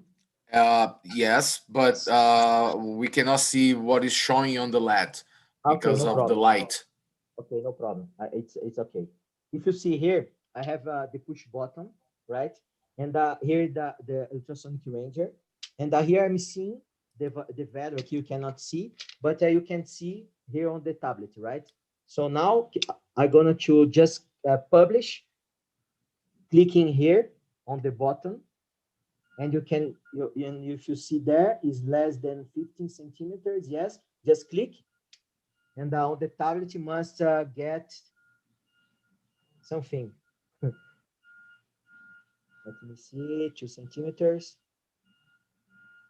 Yeah, it's working like crazy, but it's working because I publish a different way, right? I publish again. Yeah, if you see below, it's working. Just clicking here on the Arduino board, I'm gonna to click again, and I got the same temperature below. Yeah, here we go, 4 times. That's working, guys. It's working well. I just click here using Arduino Young board, and publishing information to the tablet through the Raspberry Pi. Okay, that's it. Sorry to delay too much. I try to do my best to go faster, but I have to share my screen again to finalize it. And I can, Leandro maybe can talk a little bit more, something more, but I don't know if you have time to talk about cloud license. I don't know if you have time, guys, to get information to know about cloud license, the new features. If not, it's just missing this one, the new feature for cloud license. Well, if you have time, I will show you. Here, Proteus software has actually three kinds of license. The first one is local license, and that you have to install on the lab on the university. It's not possible to use outside the university. And another ones is possible to use anywhere, network and cloud. The difference between them is that network needed a physical server. Okay, so you have to have your Windows computer inside the university to provide the license through the network. And the cloud license is not necessarily any physical server. All the information is managed in this dashboard that I'm going to show you for real here. The dashboard is here. It just, you open it and log in.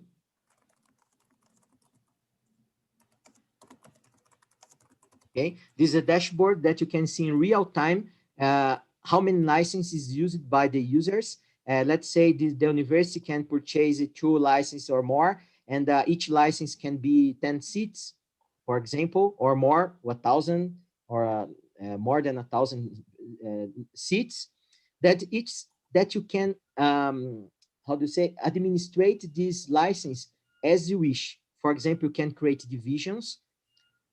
Each divisions can be divided by city. Sorry, here is in Mexico City, in Guadalajara, in Mexico. So, for example, for Mexico City, you have deployed 10 license. For the Guadalajara, 10 license. And you can, for example, create groups.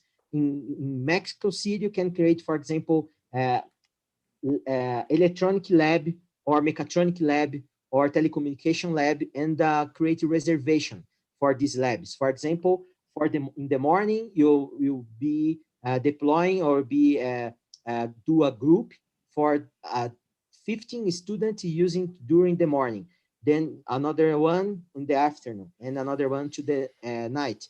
For example, you can validate and can set up all by yourself this information. The new version allows you to do also include, for example, where is it? Include IP address, is a little bit slow, IP address that allows you to do like a security. For example, if you want to be sure that that person or that student which receive username and password to use, he will be using or she will be using by just by himself or herself. And if you wish that they don't share this information with anyone, you can set up a IP address allowed. So you can use a VPN to connect it and do a list of IP address, and you can do a security on this or disallowed IP address. So you can create groups, like I said. So you can see, for example, the calendar for reservation. You can do the log file to see the errors, to see what's happened, to see the license, which license you used, to see the errors also in real time. Again, here on the license, you can see this is the new version. On the real time, you can see how many licenses used. You can set up everything. So it's very nice, very powerful tool to administrate and validate and create groups and visualize how many people are using real time the licensing on the cloud. So that's it. Very fast. We just should not lose any time anymore. I don't know if Leandro can tell something with you, Leo, or anyone has. We have a testimony, right? Oh, great. So I will provide you my share the screen. Okay, I'm gonna stop my share. You can share your. Jason, you are here with us. Do you want to do live? No, actually, I was actually wanted a couple of questions. I didn't want to interrupt. He's doing an excellent job. And he had a daunting task to cover 1 million topics in a very short period of time. Congratulations. Thank you. I'm like running a marathon. Yeah, I guessed as much. I actually took notes. That tells you, like, pen and pan, like notes, because of the circumstances. I was so impressed, and I thought I don't want to interrupt your honor roll, but I do have questions. You touched on a topic when you were talking very, very, very, very beginning about the migration that Lab Center would be looking at using FPGAs, which is very interesting. So the question would lead to is, what type of FPGAs would you be targeting? Would you be Altera, Xilinx? What would you be looking at? That's a very, very nice question, Jason. I'm just, I talked to Lab Center at the very beginning of this year about it. And I'm at Lab Center just tell me the following: Israel, talk to the customer and ask for the customer which FPGAs they are looking for. So Jason, they are just starting this development, and I know that some customer in Brazil and Mexico tell about some Altera FPGAs. So Jason, feel free to, if you work or have a suggestion, please tell us, and I bring it to Lab Center to insert your needed to the second semester. Okay, they are working on it, and that's the question. They are just starting the development, and anyone, if you can suggest and send us an email, or if you can put it on the chat there, we can for sure add these components on the simulation. Okay, on the next version.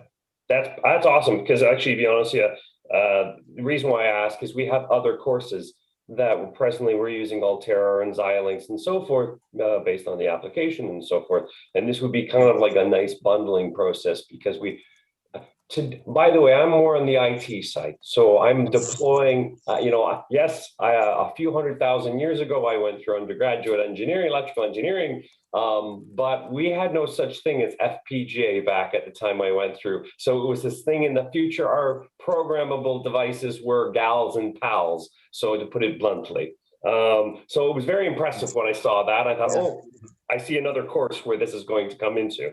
Second, so PCB, we opted out of the PCB because we more looked at, because we're in the COVID land and so forth, we didn't see us actually fabricating PVC boards. And I really see it advantageous to look at this in the future, to go there. And why? Because we have the LPKF two-sided boards where we can generate the boards. Great. Which means I worked more than 25 years with LPKF. We know very well. Yeah, very impressive machine. And that was one of the questions I had right off the bat was, if that's the type of system we have, you don't foresee any problem migrating into using the LPKF? Absolutely not. If you have a time, 5 seconds here, I'm gonna to answer you in the best way, showing the integration. Just a second. Okay. Remember here, you see my screen, right? Remember the Gerber file that I generate today? Yep. Let's extract this zip file. Where is it? Where is it? Sorry, I cannot see. Here we go. This one. This one I generate just today. If you see it, 25 March 2025. These are the Gerber file that you generate inside Proteus. Now I'm gonna to open LPKF software. You know Circuit Pro, right? Circuit Pro is the machine software that's used to import Gerber files and also to manipulate the machine, control the machine actually. This is the software. I'm not connected. I don't have an LPKF machine here, so I'm gonna cancel just to show you how easy to work. It's recording, so you can follow these steps. So let's say this is a double side board, no plated. Just here you go. So you have to import this icon, import the information. Where is it? Let me remember demos. Here we go. It's easy. So if you see here, all the Gerber files here, all you need for a double side board is top copper, control on the keyboard, bottom copper.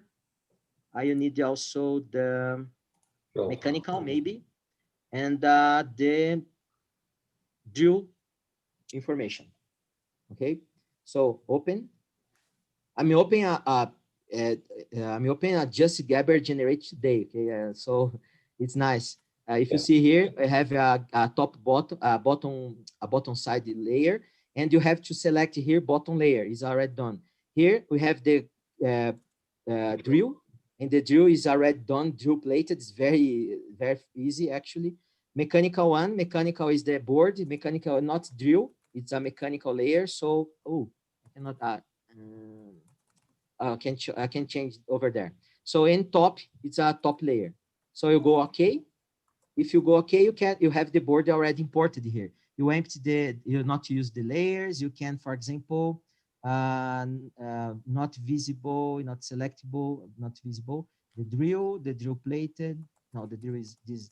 No, the drill not. Sorry, and this one and this one.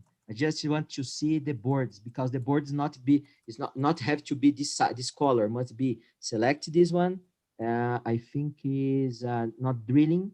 It's control routing.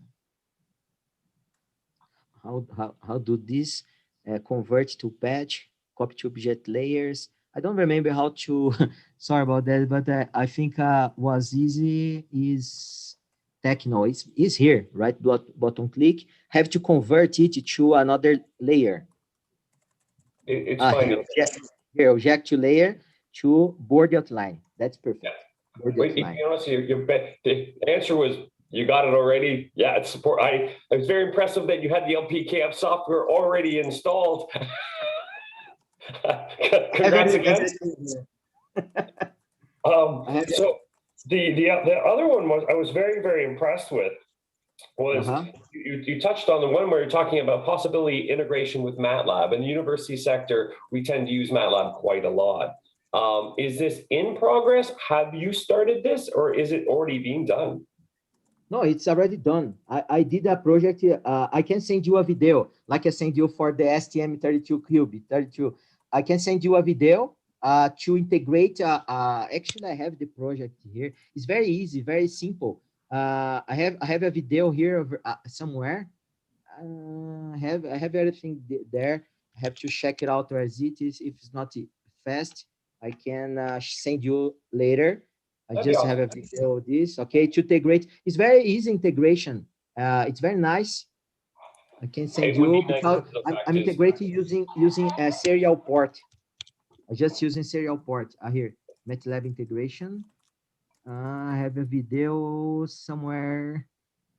I send you in a second. Okay, if you have another question. Okay. It was more of, I was more impressed that I was like, okay, this is good, because really, again, in the university sector, it's so we've got an asset, and Proteus is an asset, and we've deployed it for our course. We actually kind of stumbled on Proteus. It wasn't one of those things that, hey, this one of the faculty members came in, we were using a certain microcontroller in our labs, and they wanted to kind of expand to different microcontrollers. And if you've ever been in the university sector, when you say, I'd like to use another microprocessor, it means the university now is to set up a new lab, buy new hardware. There's a cost. You can just, all you can hear is da-ding, da-ding, da-ding, da-ding, da-ding as it goes through. And so when the faculty member said, hey, I heard about this Proteus, can we assess it? And what, from the IT's perspective, my meat is, how do I deploy it in our environment so that the students can benefit from it at the same time as keep a secure environment so the students don't abuse it? So like this is kind of tug of war that goes on. Then of course, COVID broke out, which was like a kick in the gut, so to speak. But hey, we already had Proteus in the pipe. And the idea that we could automatically deploy it and have students access it from home and automatically start doing their labs, it was like this kind of a light on event. So it was like bang on awesome.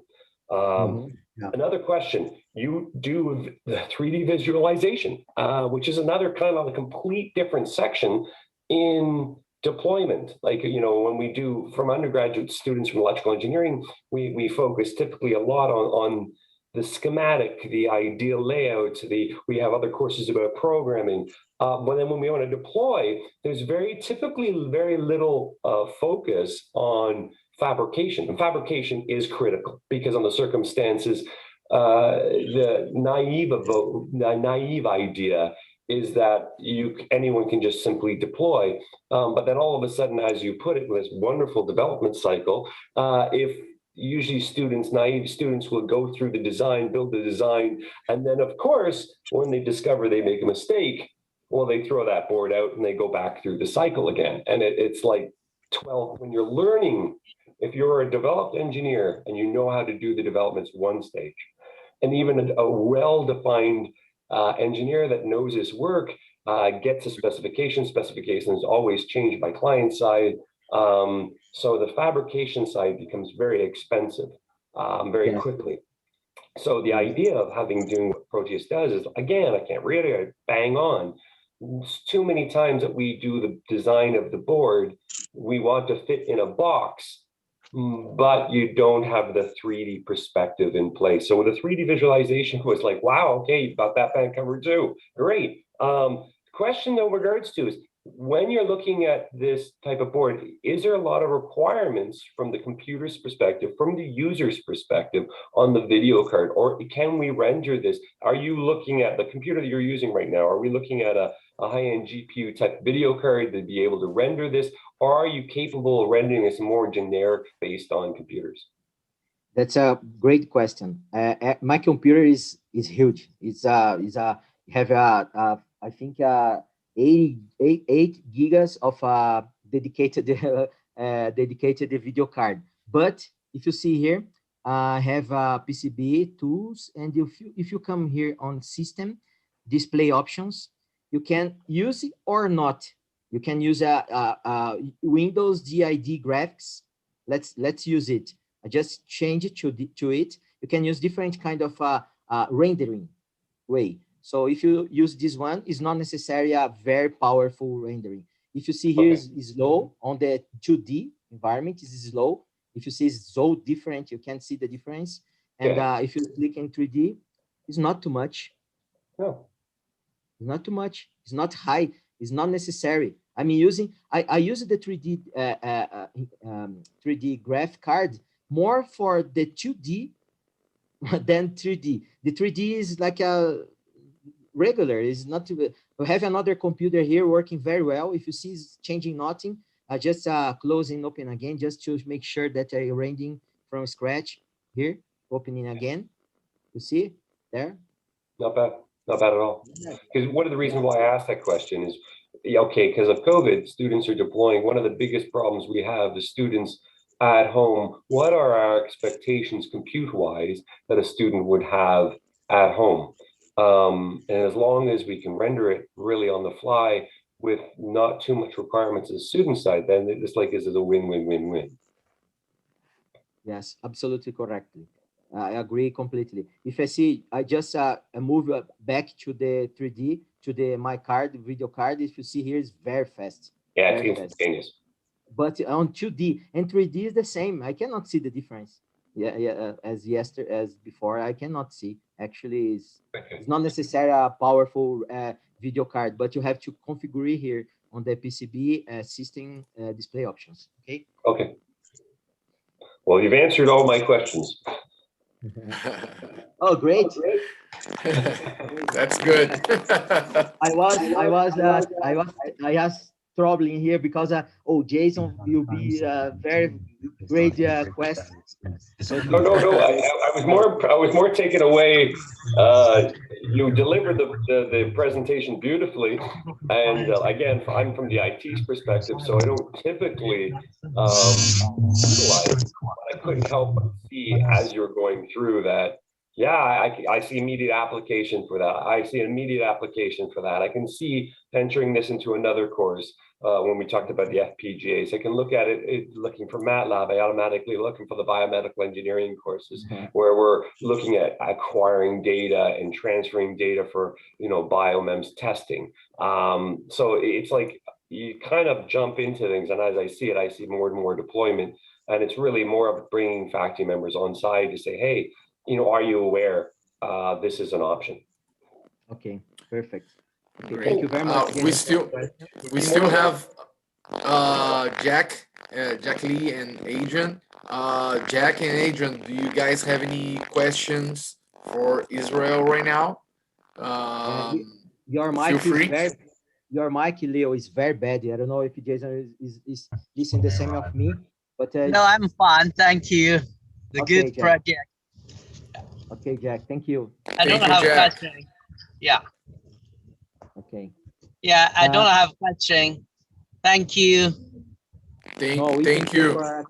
Thank you. Jason, I put on the Zoom chat a link for the MATLAB video. Sorry, it's not 100% done, but I think it's in Portuguese also. I'm not sure. just to introduction about the theme. Okay, just to. No problem. One last question regards to when you do your licensing, is it possible when you do your reporting, I notice you do real time, but if it's possible to do with respect to time. So for example, when I deal with my boss and he goes, oh, how we've got 200 licensors, how do we, how are we using them over time? It would be nice to see kind of a data log. Yes, just a data log of usage, not on real time, just to get, yes, it's possible. Yeah, I just close it, but here is possible to generate log of licensing. For example, if you just download this log, you can get all the information. Okay, you're loading it into MATLAB to do the plotting. Okay. Yes, exactly. Yes. Okay. Thank you. All right. So, Israel, what is the? Sorry? Okay. I believe we covered everything and a little bit more with the help of Jason. I don't think that we even need to show his testimony because he's already he spoke a lot and everyone could see that he's very into Proteus, and I believe Proteus is working well with Rhinestone University, and Jack and Adrian, the other guys, they already left, but we do have an evaluation license. If you don't have an evaluation license, we can provide you for at least 30 days so you guys can work and make the test that you guys need. We can give you support during this time. So if you wish, after this meeting, the webinar, we're gonna send you an email and get some information so we can provide you the evaluation license. Okay. So if you don't have any other questions, the only thing that I can say is thank you very much for your time. It was a little longer than we thought, but I believe we covered everything. So if you have any other questions, I put my email messenger, on the chat. So please feel free to send us any questions that you guys want to be answered. All right, Israel, was awesome. Thank you very much. Appreciate it. And I don't know if you have any other. I know that we have other webinars coming up, so we're gonna spread out these informations later on with you guys. Yes, absolutely. Yes, we're going to do a webinar focus on PCB design. Maybe it'll be very nice for Jason and everyone. So you keep in touch, and you can do you see in the next seminar. Thank you very much. Keep safe. All right, guys. Thank you very much. Have a good afternoon. Bye bye. Bye bye. Thank you. Thank you, Jack. Thank you, Adrian. Ruth. Thank you. Bye bye. Bye.